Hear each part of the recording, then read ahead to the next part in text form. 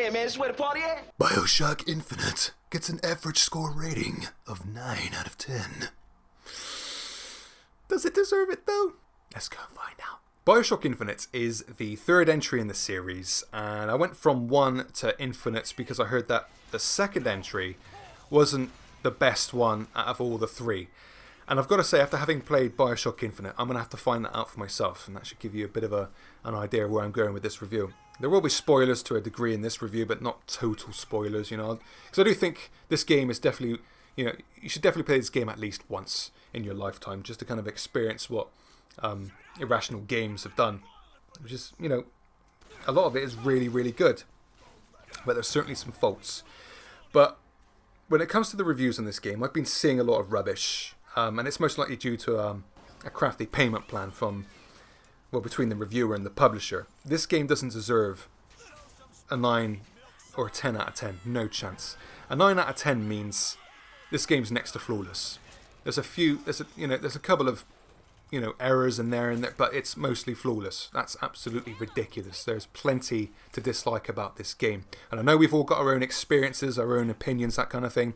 But I just want to call some of the bullshit in this game out because, quite frankly, you know, the review system for a lot of websites and YouTubers are just so forgiving these days, and it's been like this for years, and I just need to call some of this bullshit out, you know, I really do. But I'm going to start with a lot of good stuff first and then get onto the cons, because quite frankly the cons are worth waiting for, and they're the most interesting, let's face it.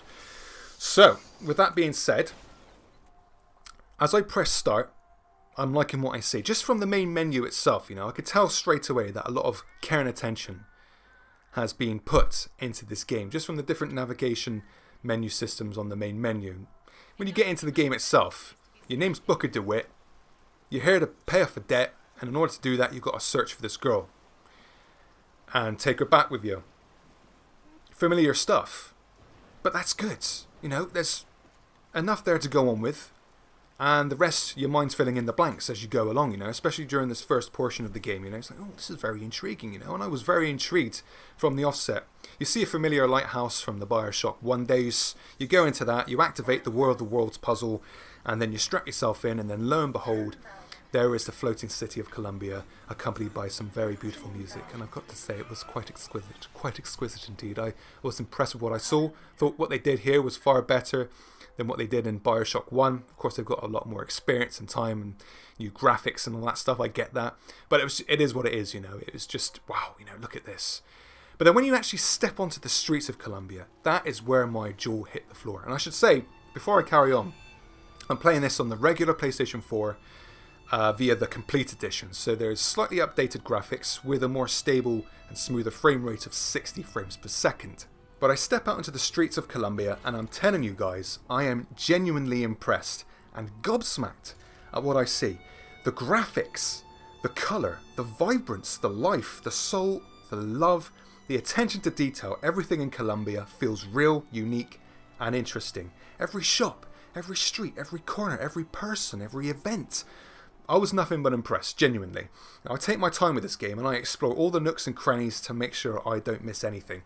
And usually when I start a game, before I even insert that disc, I'm thinking to myself, just don't look for collectibles, don't look at the trophies, just enjoy the ride for what it is. Enjoy the narrative and just go with the flow, you know. Don't bother looking for the collectibles or anything like that. That didn't happen in this beginning segment at all. I was exploring every nook and cranny. I want to see every shop that's available to explore. I want to search every crate, every barrel, every trash can. I want to loot it all. I want to experience the Barbershop Quartet's rendition of God Only Knows. I want to see what everyone's chatting about.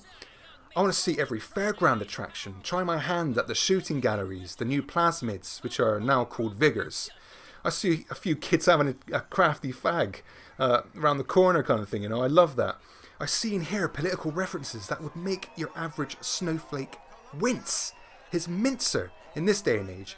I love the balls in this game. I choose to throw the ball at the couple because fuck am I blowing my cover for this shit.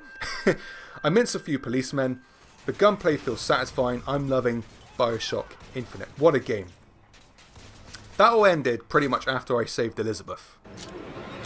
The music in this game is one of the other high points, aside from the graphics, which really lends weight to this game's just enjoyment, you know. I've already mentioned the Barbershop Quartet's rendition of God Only Knows. That's lovely. But then later on, not too later on, you've got the crowd at the raffle. You don't even see them, you just hear this singing Goodnight Irene. I thought that was just beautiful. It was lovely, you know. It's like, wow, man, this just furthers the immersion even more. I really, really enjoyed that portion. Later on down the line, you've got tunes like Girls Just Want to Have Fun, Tainted Love. It all adds to that immersion, as I say, and keeps you in that world, you know, and also brings that intrigue to the story. Like, what's going on here? I thought that this game was taking place around the early 1900s, and, you know, the game's like, hang on a bit, you know, just you'll find out what it's all about. Just keep playing. You'll get to the conclusion of that. The sound in this game is great for the most part. You've got people talking about different things. They're all clear. Surfaces that you walk on are correct. The voice acting in this game is great. The story is genuinely intriguing. Great introduction to the world. The city in the clouds, which is basically a new Noah's Ark. It's separating itself from America. It's its own thing. There's dimension jumps and time travel in this game. Interesting enough characters like Father Comstock, Elizabeth, who you come to rescue later on. She reminded me pretty much straight off the bat as this kind of mishmash of Disney princesses like Rapunzel, Cinderella, and Belle from Beauty and the Beast.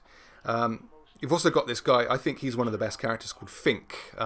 He's funny. You just hear him because he's like this guy who's like, you know, this big businessman, you know, who's employing all these kind of what they're called the vox populi, the low lives, you know. This is what they're kind of looked at in this game, the low lives, the plebs, the scum, the rebels, that kind of thing. And he's saying stuff like, you know, you don't want to have free time. Why would you want to have free time? Be like a bee. A bee doesn't have a day off or a bit of holiday.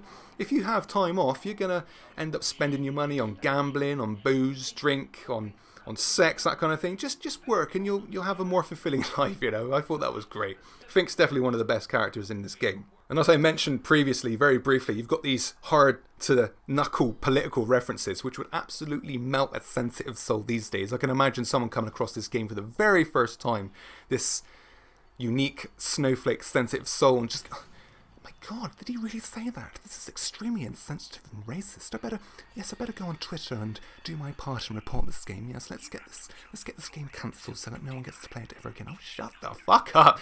This game does it all for a reason. It's not just thrown about willy-nilly. There's posters on the wall which say about racial purity. It's all keeping with the time. There's voxophones that, you know, that were quite funny. There's one which made me laugh where this guy says something like, "Now I'm half a Jew when I smell currency coming my way." I thought the political references in this game was just justified, and aside from the graphics and the music, it's one of the reasons you should play this game. It's very interesting stuff.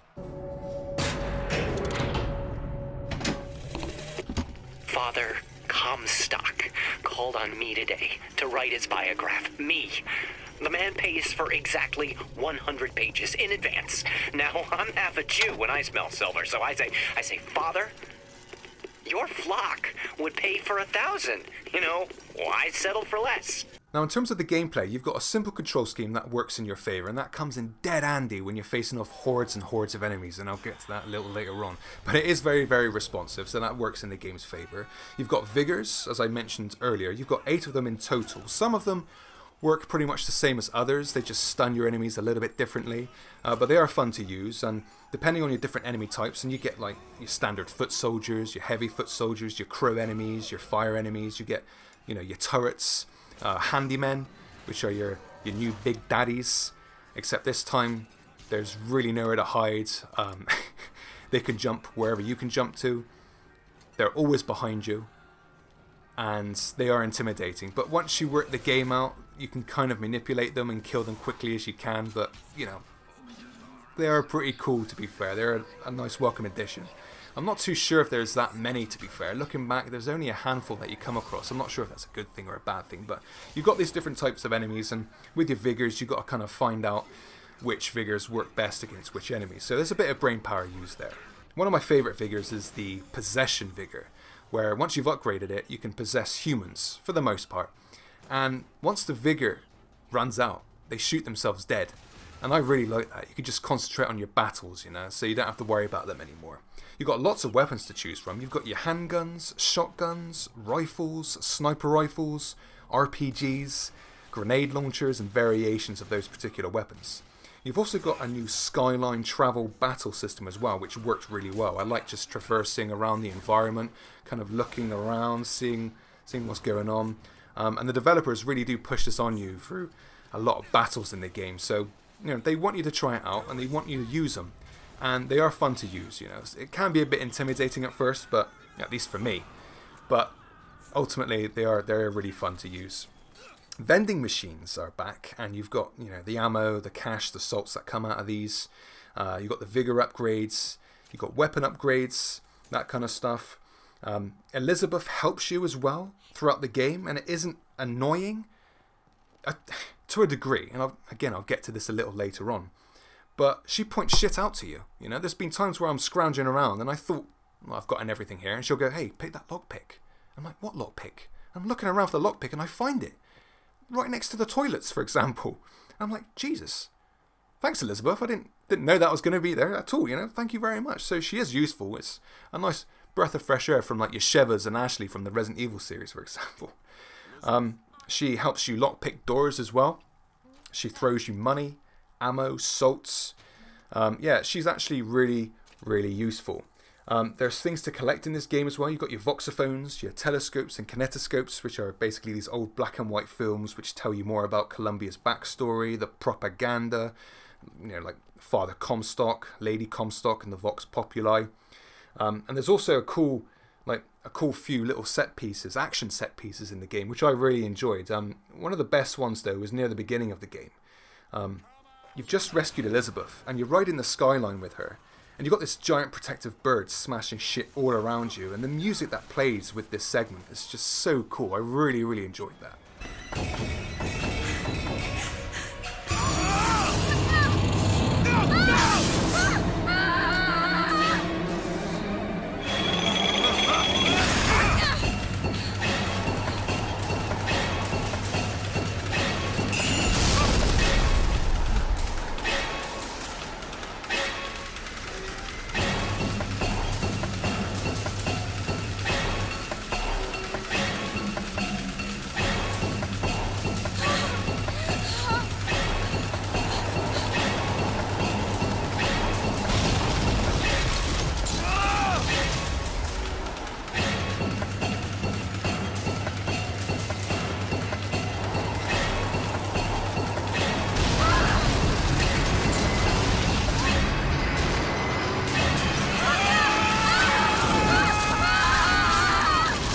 You also have a gear system in the game which allows you to customize your experience, your playstyle based on the situation at hand. And you can do this on the fly, which I'll admit, I didn't realize I could do that until my second playthrough of this game. But, you know, you can do things like equip certain gear where it allows your shields to recharge faster. There's another gear that allows you to take down handymen a bit easier. There's plenty of gear which involves the skyline aspect. Again, the devs really want you to try the skyline, you know. Stuff like coming off the skyline, hitting an enemy and they burst into flame, that kind of thing. It's nice that it's there, but I find it to be quite passive, to be honest. You know, it's there, but a bit passive. Now, what about the bad shit in the game? This is where things get a little bit more interesting, because there's shit in this game, like I said at the beginning of this review, there's some bullshit in this game, and there's a lot of immersion breaking in this game. Why can't I turn off the vibration? Is it just my version of this game? I turned the vibration from my controller off at the very start, and I noticed pretty much a few hours into the game, I'll be honest, I didn't realise for some time, but the vibration was still on. And I checked the options, it was off. I went back to the main menu, it's still off. I go back to the game, the vibration's still there. What is that about? And you might be thinking, why do you want to take it off? You talk about immersion. Why do you want to take... For me, some games, when vibration systems are on the actual controller itself, it breaks the immersion for me. I just want to concentrate on the game, you know. I don't want to worry about, you know, when you get hit, on the controller. I just want to concentrate. That's just the kind of player I am, you know. So that pissed me off. Why are the subtitles tiny in this game? They're absolutely minuscule. There's no subtitles while playing voxophones in game. The HUD is minimal as well. And I believe the reason for that is because the developers want you to concentrate purely on the world at hand. And I appreciate that, but I'm having to squint to see my shield, my health, my ammo count. It was, it was annoying. And it broke the immersion a little bit. Just kind of, I've got a big TV as well. So I think most of us, this is an educated guess, but most of us have, large screen TVs at this point. So just kind of having to look closer and, okay, that's how much ammo I've got. Again, broke the immersion for me, and it did annoy me. The game loses its graphical fidelity around midway through the game as well. Now, it looks great, but there are a lot more darker areas, save for a couple of locations in the game later on. Now, we're dealing with the passage of time, I get that. But nonetheless, the graphics don't ever match up to those first few hours of playing. It's so bright and colourful, it looks so crisp and juicy. And then after the third of the way into the game, it just gets a bit more dull, Speaking of getting dull, I want to talk about Troy Baker. Troy Baker plays Booker DeWitt. Troy Baker is a talented voice actor, and he's got to eat. He's got to feed his family. That is without question. But at this point, for me, he's a bit of a Brad Pitt, where when I see Brad Pitt, I don't see the character he's playing at all.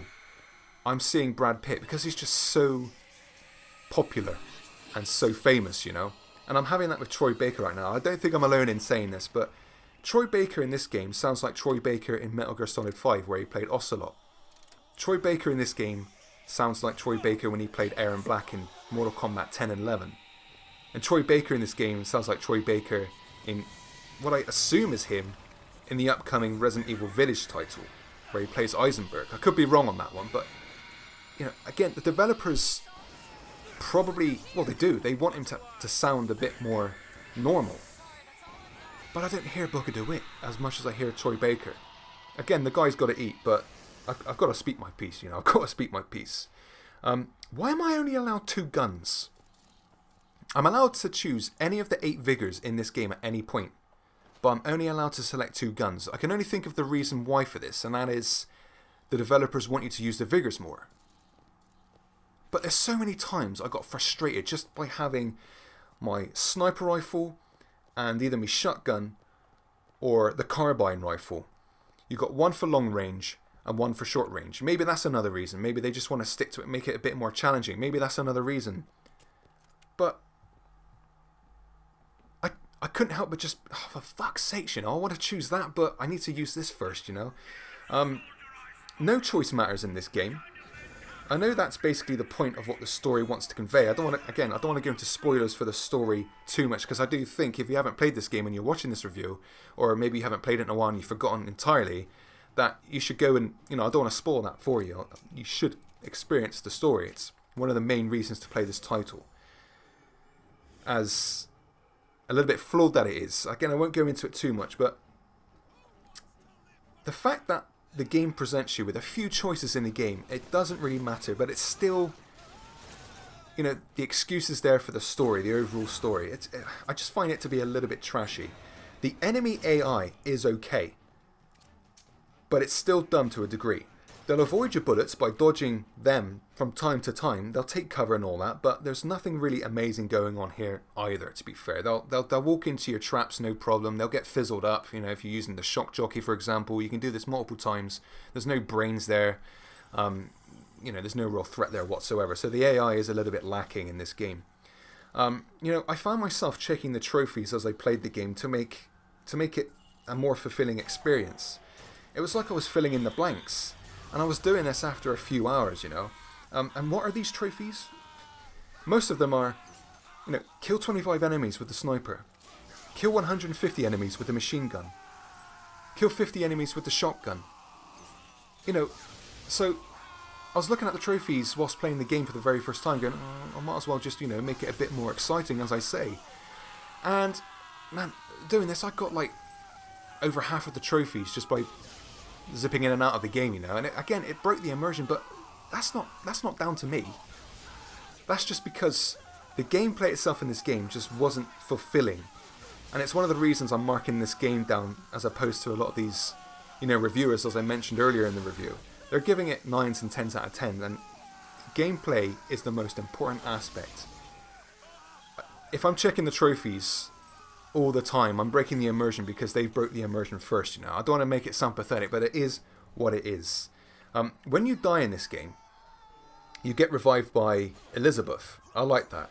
On my first playthrough, I died once. And that's not like a brag or anything. That's just a testament to how kind of easy this game basically is, you know. It's all about the story. But I'll get to that in a little later on.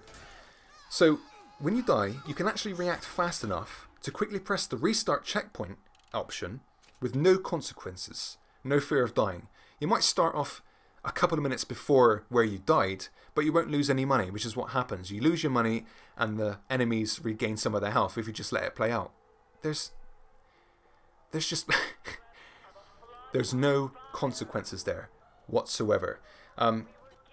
There's no real boss fights in this game. There's just waves and waves and waves of enemies. You know?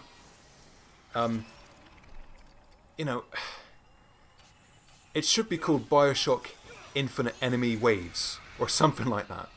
Because that's what you're doing in this game. You're progressing the story, you fight enemy waves. You progress the story, you fight enemy waves. You do a bit of looting, well actually quite a lot of looting, and on the subject of looting, I was looting so much in this game, I became so tired. I can't help but be that kind of a player where I'm looking through all the loot, and I knew what to expect. You know, they didn't put the voxophones or any kind of collectibles as such in these, you know, crates or barrels or trash cans. It's all food, salt, and a bit of money here and there. But it just broke the game for me a little bit. It really did.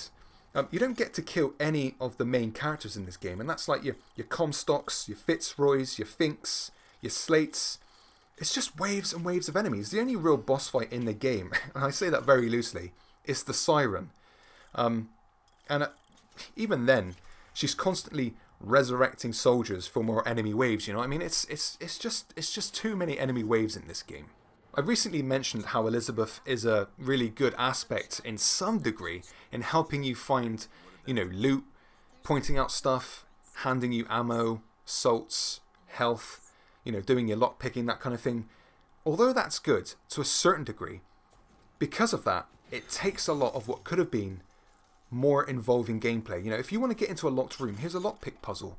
You know, in Bioshock 1, if you want to hack a turret or a vending machine, you do a little hacking puzzle. And although, for me anyway, because of the sheer amount of turrets and vending machines in the game, and I love, you know, getting the best deals, I'm half a Jew when it comes to currency, you know, I still appreciated the fact that it kind of spiced up the gameplay in that respect, but there's none of that here. You know, there's a part early on in the game where there's a chest, you've got to find a key to a chest.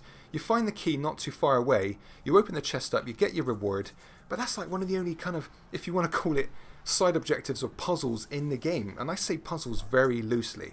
You know, there's these little bits of graffiti darted around the game from time to time, which, you know, should you find the answers to them, and you will, again, it's not hard to to find them. And again, Elizabeth will probably, you know, end up pointing that out to you if you didn't see it yourself. You know, she'll solve the graffiti for you, and it'll open up a secret area. But again, she does it for you. It just takes a lot of what could have been more involving gameplay away, and I wasn't a fan. You know, looking back on it, you know, playing on that first playthrough, I was just, it is just story, enemy waves, looting, story, enemy waves, looting, so on and so forth. You know, it felt a bit empty. I'll be honest, it felt a bit empty. The story is convoluted. It's an interesting story. I'll give it that.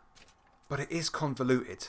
Get to your fucking point. Stop speaking in riddles. Stop stopping mid-sentence and get your fucking words out. The last line in the game almost made me cringe. It was like the story all hindered on that one ending line. I wouldn't be surprised if that line had been one of the first aspects conceived in this game. It's just, you know, you got those two kind of characters, what are they called? The Lutines, the Lucines or something like that. And they pissed me off, man. They really pissed me off. It was like, just speak to your point, you know, just it was infuriating. I'm a man of little patience, but at the same time, I've got a lot of patience. I know that's very, very, you know, it works against each other there. It just goes, it's just who I am. But just get to your fucking point. Stop being so convoluted and get to the fucking point. That goes for the in-game aspect, you know, as you're moving the story along in the actual gameplay itself. That goes for the voxophones. That goes for the cutscenes. That goes for the in-game dialogue. Everything. It's just too convoluted for my tastes. The game could have been a couple of hours shorter. There's a lot of filler areas and missions in the game. You know, it's just like, you know, before you get there, do that, and then before you do that, you got to get that. It's just like, okay, all right, whatever. Let's just do this. Then there's some silly, convenient moments to push the story on, such as Daisy Fitzroy. You know, she's like the leader of the resistance. You know, she decides. You know, this is quite spoilerish. So if you don't want to hear this, fast forward a minute. But she decides near the end that killing children is the right thing to do. You know, you got to sort the problem out from the roots, and that's only there because it's a way to justify getting rid of her arc in the story. It just felt tacked on and lazy, and I didn't buy it for a second, you know. It's a real shame. It's a real shame. I played this game twice. You know, I mentioned that I played this game a couple of times. The first time I went through on normal, like I said, I died once. It was pretty much a breeze. I mean, it really was. Like as I said, there was nothing too hard about this game. There was no, you know, sense of desperation as such. You know, there was no kind of, you know, I'm gonna really fuck this up here. No, there was none of that. It was just fluid. And, you know, let's just get to the point now, you know. And I went through again on 1999 mode, which is the hardest difficulty in the game.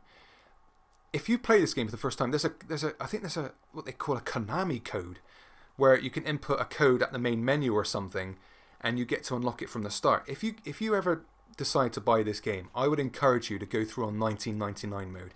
There is more desperation there. There's more sense of danger. I do think that's how this game is meant to be played, and because of how easy this game is and everything that I've talked about, after that second playthrough I got all the trophies, no problem, and that's not me bragging, that's just, you know, it's easy to get the platinum trophy on this game if you're playing on the PlayStation, for example. I don't know this for a fact, but I'm willing to bet some money that this game was conceived for the story first and the gameplay second. And while that might be a usual occurrence in game development these days, or even previous for like years and years, I don't think this game really deserves, like I say, a 9 or a 10 out of 10 by any means. It's just looting, shooting, story, looting, story, shooting, looting, skyline, shooting, story, shooting. You know, if you haven't played this game at all, I would encourage you to give it a once over. I wouldn't encourage you to go through a second time unless you've got absolutely nothing to do. But if you do go through this game and you haven't played it before, as I say, go through on 1999 mode. It is the way to play this game, 100%. In the end, guys, I'm going to give this game a 7 out of 10. That might sound harsh to a lot of you out there, but at the end of the day, as good as the graphics are, the music is, you know, the story is pretty decent, the gameplay, you know, it's great for a while, but after a good handful of hours, you know, there's no amount of leveling up that will sort that out, you know what I'm talking about? So it is what it is. I'm giving this a 7 out of 10. Now, if you enjoyed this review, and I expect to have pissed some people off, but it is what it is, you can thumbs down this video and make yourselves feel better and bugger off. But if you did enjoy this review, please give it a thumbs up and consider subscribing to the channel. So thank you very much for watching this review, everyone, and I will see you all on the next video.